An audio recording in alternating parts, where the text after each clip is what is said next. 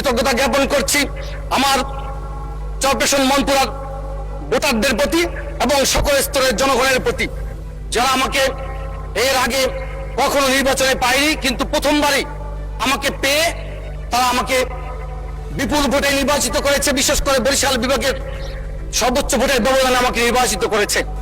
আমি বরিশাল বিভাগের নির্বাচনী প্রচারণায় যে সমাবেশ হয়েছিল, সেই সমাবেশের স্টেজে আজকে প্রধানমন্ত্রীকে আমার চরপেশন মনপুরার 4টি বিষয়ে বলেছিলাম, বিশেষ করে ভোলা জেলা সম্পর্কে।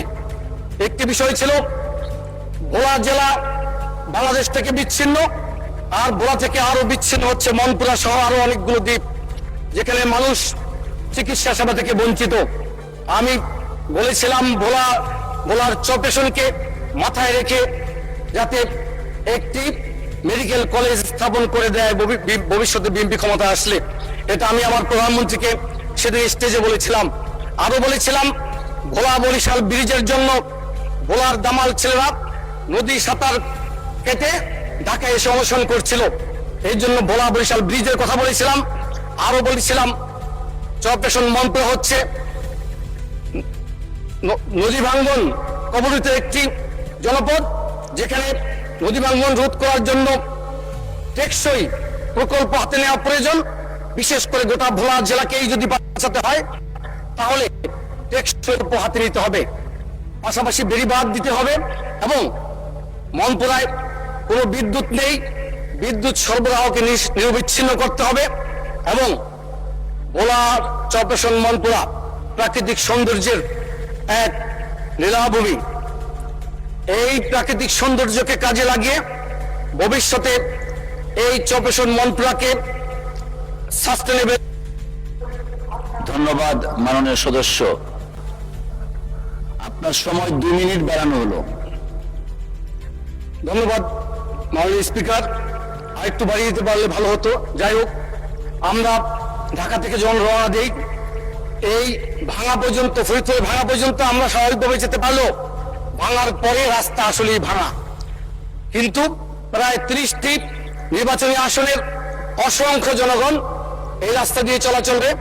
অতএব ঢাকার সাথে সম্পৃক্ত হওয়ার জন্য এই রাস্তাকে 6 লেনে উন্নীত করার আবেদন থাকলো আজকের এই মাননীয় সংসদের মাননীয় স্পিকারের মাধ্যমে এই মহান সংসদে।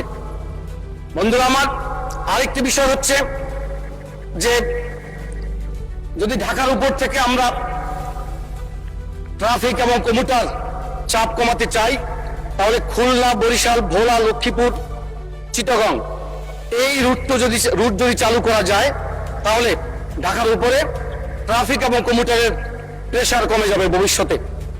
এই জন্য ভোলা বরিশাল ব্রিজ এবং ভোলা লক্ষ্মীপুর ব্রিজের মাধ্যমে এই হাইওয়েটি করা সম্ভব। যাই হোক, আমি সংসদের একটি বক্তব্যের উপর দৃষ্টি আলোকপাত করতে চাই।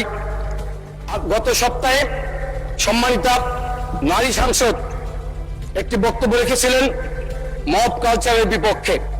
আমরা লক্ষ্য করলাম মবের বিরুদ্ধে যখন বক্তব্য রাখছিলেন তখন ট্রেজারি বেঞ্চের উল্টো দিক থেকে টেবিল চাপিয়ে সাধুবাদ জানানো হয়েছিল, উৎসাহ দেওয়া হয়েছিল। কিন্তু আমরা সন্দিহান হই যখন আমি চিন্তা করি যে ভোটের আগে আমি যখন এই চাঁদাবাজ এবং পতিত মাদকবাসীদের বিপক্ষে বক্তব্য রাখতাম তখন চাঁদাবাজরাও হাততালি দিত এবং অসংখ্য ধন্যবাদ।